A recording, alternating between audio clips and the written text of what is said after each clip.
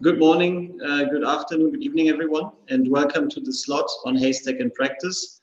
In the next 30 minutes, we will discuss with you how two companies, costergroup from Italy and J2 Innovations from California, are partnering in the smart buildings environment based on Haystack technology. But before we get started, let's introduce the four gentlemen here in the group. So maybe you can next slide.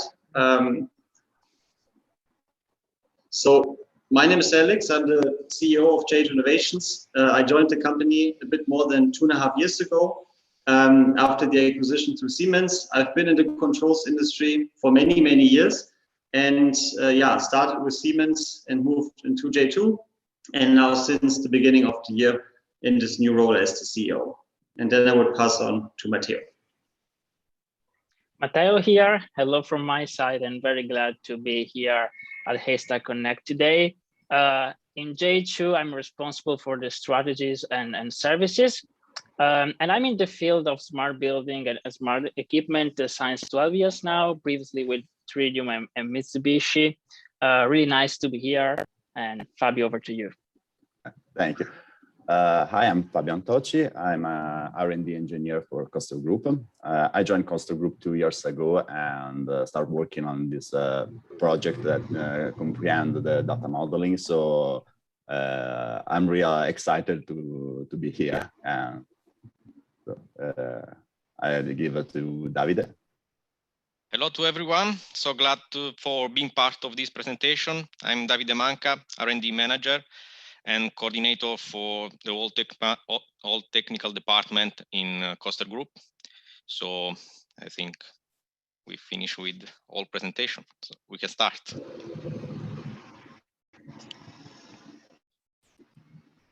Okay, so as I said, there's two companies collaborating, and to also get you a little bit better feeling of who the two companies are. So I start with J2. We're a California-based software company, as I mentioned, and we're actually also a co-founder of Haystack. We have one product, Fin Framework, which is an open platform for smart buildings, smart equipment, and IoT. And we do actually focus a lot on OEMs, such as Costa, that take our technology under their own brand into the market. We are owned by Siemens, but we are operating independently. Also to be able to collaborate openly with all companies in the market that have an interest and have a need. And yeah, also those that are potentially even in competition with Siemens. And we've come a long way. We were founded in 2008 by Jason Briggs, went through starting as a head end for automation systems. And in the last 5 years, we've built up our own platform business. And we're excited also here today to share with you how that is being used, fully utilizing Haystack together with Costa. So Davide, on Costa. So for Costa, yes, I can make a presentation of the company. costergroup is a family-owned company present on the market since 1963 with a base of thousands of devices installed during the course of its history. We are one of the leaders in technology for regulation and remote control for HVAC plant with, say, a full catalog of automation devices and field components such as actuator, valve, and sensor. Most of our turnover is concentrated in Italy, although we have other customers in Europe with an office in UK, and of course we decide to increase our presence in foreign markets as well.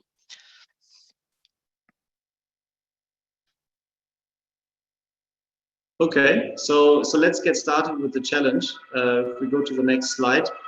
So you guys, Davide, you are in the European standard controls market, and you're especially focused on Italy, and you see a lot of trends coming to this market, a lot of dynamic changes to the market, especially recently, which comes along with challenges, but also opportunities. So tell us a little bit more about what the current situation is. Yes, I mean, it is important to understand the demands and the opportunity, as you said. So what the market is asking now is to have a platform for, of course, a building automation with an holistic approach and the chance to, let's say, integrate all the system, all the system that contributes to proper management of the building. The focus is not only on the technical feature, but also to an easy user interface, and I would say the whole operability of the system that requires fast action times and use of course, up-to-date technology. Last but not least, system must be scalable and flexible now. This allow the system to work in a distributed architecture that supports the growing demands of the edge computing. Okay. So this is yeah. So basically, increasing demands, partly coming from digitalization, coming from probably also European legislation, requiring more and more energy efficiency in smaller buildings, big facility management companies having a big play in this also, requiring more from those sides. So with all these challenges that you have in front of yourself, what does it take to make it happen so it works for you as a company? So first, we focus on the communication side. So moving from the proprietary protocol to an open standard communication. So in our case, the Coaster bus to the BACnet protocols. This activity was the first step, so just the preliminary step. Because of course, our main goal has always been to create solutions that allow to control and regulate complex systems by making the commissioning activities as simple as possible. So, of course, this achievement was possible thanks to a proper design of our product, but of course, the collaboration with the J2 Innovation and the technology of FIN. And tell us a little bit. You work with system integrators, but you also work a lot with installers. Is there any specific requirements when it comes to the complexity of the system and how that is tackled? Yes, I mean the goal is, of course, to create a system easy to use, because the installers don't sometimes haven't the chance to understand the complexity of the IT solution. So our goal is to simplify this process and create a solution that can work on the field and can be integrated in a simple passage in the platform. Okay, understood. So on the one hand, more and more integration, more and more complexity, but on the other hand, still needs to be very simple, needs to be almost plug and play for the installer. So then you also thought about whether you go into a make or buy with this. So tell us a little bit about the idea of complementing your existing strong controls portfolio also with a partner like J2. What was the idea behind that?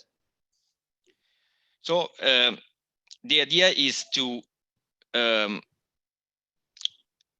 use our controller in field, so our algorithm and our logic to control the plant in field, but in the same way using all the open standard communication that FIN had in its portfolio to create then on top our solution customized on our controllers. This is the idea. This is why we started this kind of collaboration. Okay, cool. So let's move on to the next slide and talk a little bit more in detail about how this Haystack-based system is working.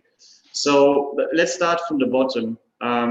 There's a need to integrate more and more existing and legacy systems, third-party systems. So what's here the challenge, and how did you get along with this? So it's what we mentioned before. We have, of course, different protocols coming from our controllers. We have our proprietary protocols, the Coster bus. So we have to combine the integration of our device in the easiest way possible, and on the same time the third-party system. So because of the holistic approach that we mentioned in the previous slide. So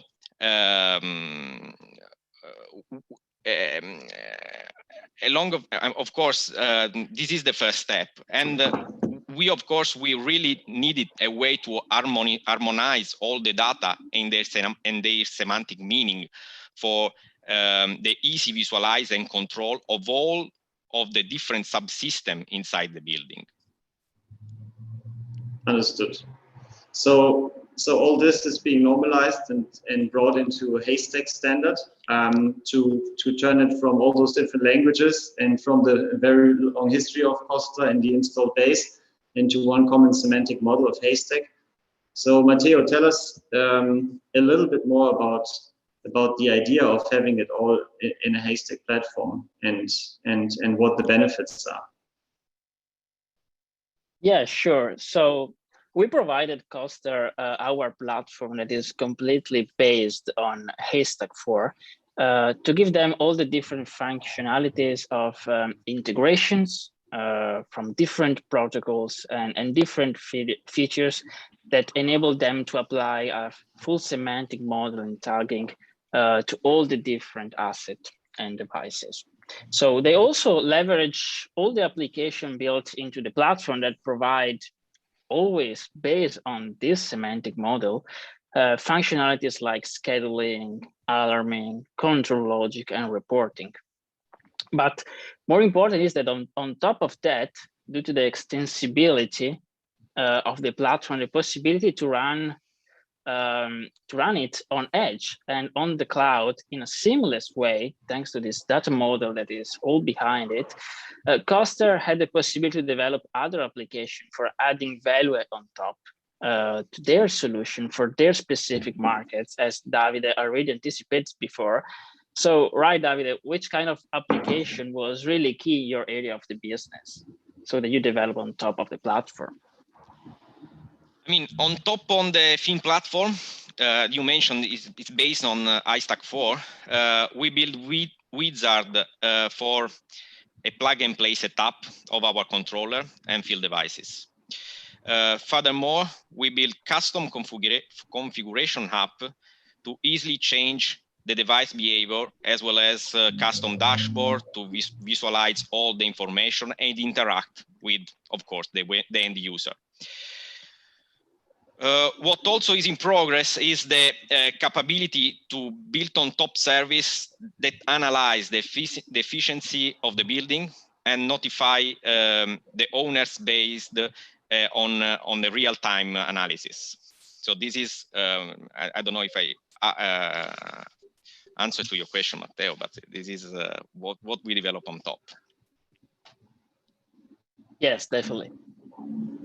Okay, and Davide, how important was for you to build on an open standard here these different applications? So what is the additional benefits that you see that you run all this against Haystack?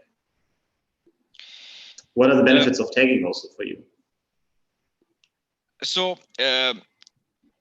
of course, as I mentioned, the communication with the plant is fixed because we goes to an open standard protocol. So this is fixed.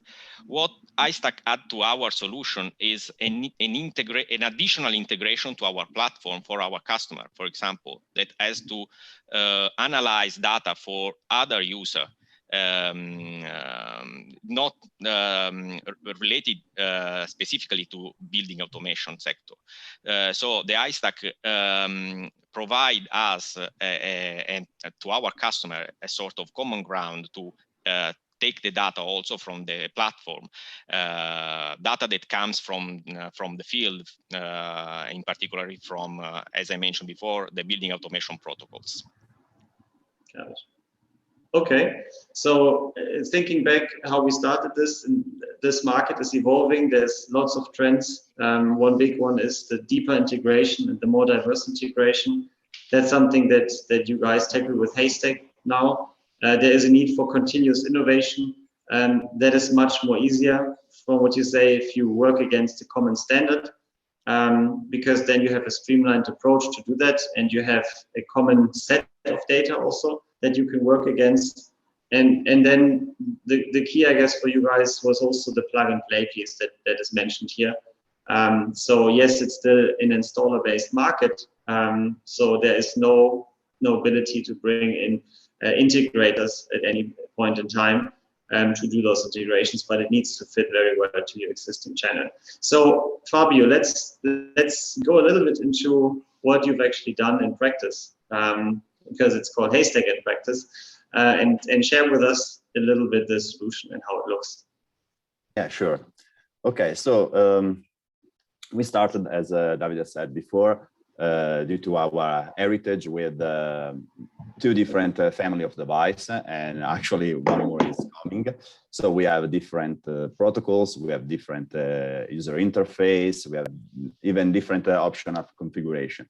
So with Frame frameworks give us the tools to use the data modeling and be able to bring everything in a single environment, where those differences were reduced to the minimum, and give to our clients and technician in a way a seamless experience.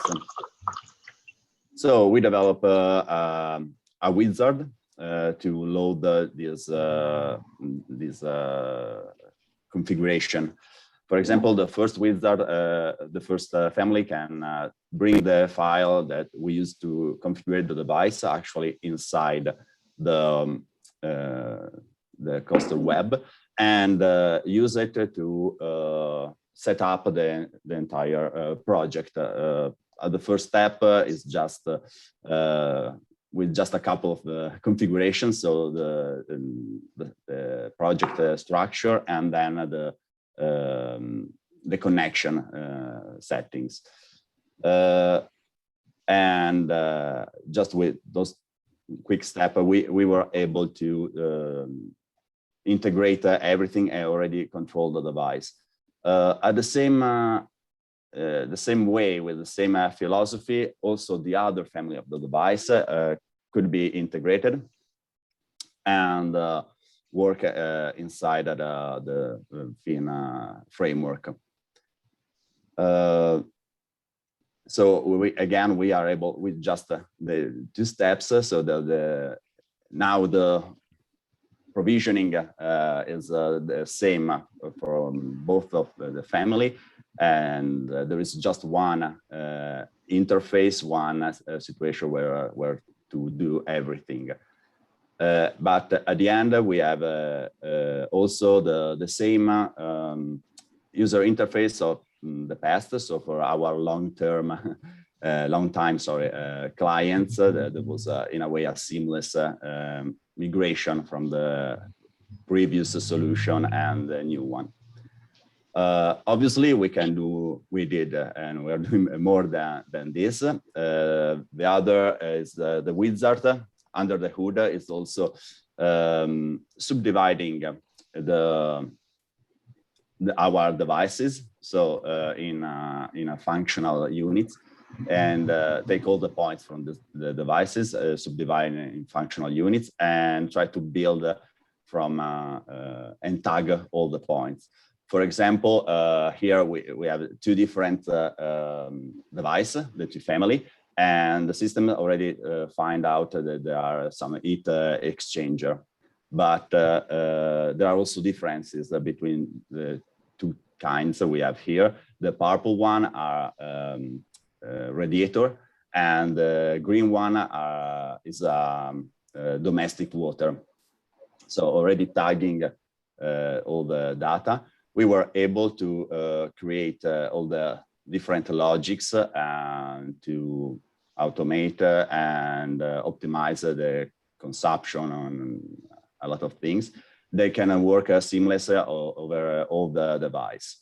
The same way, we have also create overview, a dashboard to see all the information. And as we can see here, for example, we had before 3 radiators, and now we have 2 connected and 1 disconnected. But still, we have all the information of the system in one single overview. Thanks to all this, all the data modeling, we can bring the old, in a way, the previous reality, so the previous interface and everything in one environment, but at the same time create over top of this some solution that can work all over the different protocols or different device. And even with the third parties devices, if they are tagged correctly, so with the right, obviously, data models, the right dictionary in a way, they can also be added to those interface and solution and also logic. Okay, cool. Thanks for the demo. So what are the key takeaways? We started with the increasing demands that also come largely from digitalization. And they change very quickly now, markets that have for many, many years not changed so quickly. And technologies yet need to be simple enough that they still fit to those markets. There is increasing demands, but there's also a need for simplicity. And I think we've learned it all in different industries, and we also see it now more and more in the building industry. No one can do it all by themselves. We need to build partnerships. We need to build collaboration in order to create something for the customers that can fulfill all the different kinds of demands. And here in our example, Costa and J2 work together to use the huge foundation of Costa with the strong controls portfolio to work together with another company, J2 and Fin, to expand this with an offering that allows advanced data management and integration. And the important piece here is Haystack was a key decision factor, because you guys in Costa, you wanted to build something on an open standard. You wanted to make sure that you're not locked into a proprietary system. So Haystack was for us a mean of building up a collaboration across the industry for the better good of our customers, our joint customers, and especially the Costa customers. So these are the takeaways. Thanks a lot, guys, for joining in. And yeah, I think there's a few more minutes left. So if there's anyone with a question, we would be happy also to answer that. I don't see any questions in Zoom. Let me just double check in Attendify.